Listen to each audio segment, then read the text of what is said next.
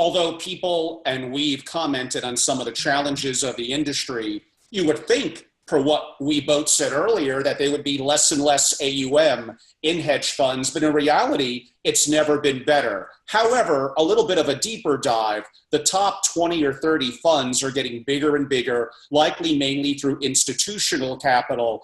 Is it a little bit misleading of the growth of AUM and what's happening with smaller and mid-sized managers? Yeah, that's a great question.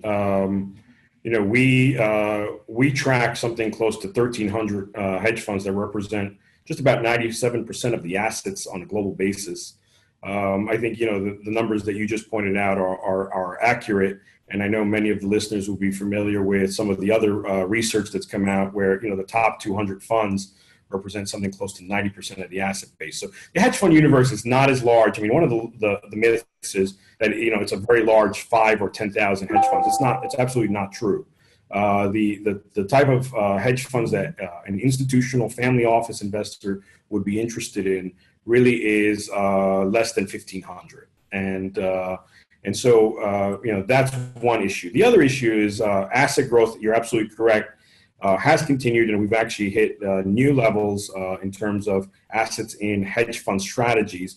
A large part of that is really coming from the increase from the pension and both corporate and public pensions that are increasing their allocations from a 3% to a 5% type of allocation. So for every CalPERS that actually leaves a hedge funds as part of their asset allocation, there are other groups and other pension funds throughout the U.S. and Canada that are actually increasing their percentage allocation, and that is contributing to the AUM. The trend has been that the increased AUM will be coming from some of these larger institutions, these Goliaths of asset managers, moving their hedge fund allocations from suboptimal, in their view, 3 to 4% to 5 or 6%. And so in absolute dollar amount, that is quite large.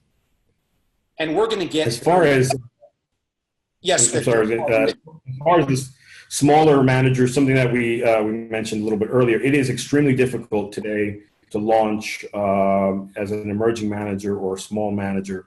In fact, the fee pressure that we've been seeing across all of the hedge fund strategies, has made it much more difficult to launch.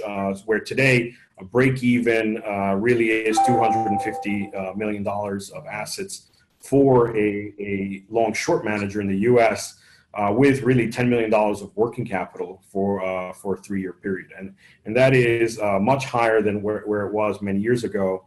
In terms of where I think many of the listeners would have agreed that $100 million AUM made a lot of sense. Today, that's just not substantial enough to have a growing concern. And we've seen a number of funds that start out with that amount of capital and have had to fold their shop within a year.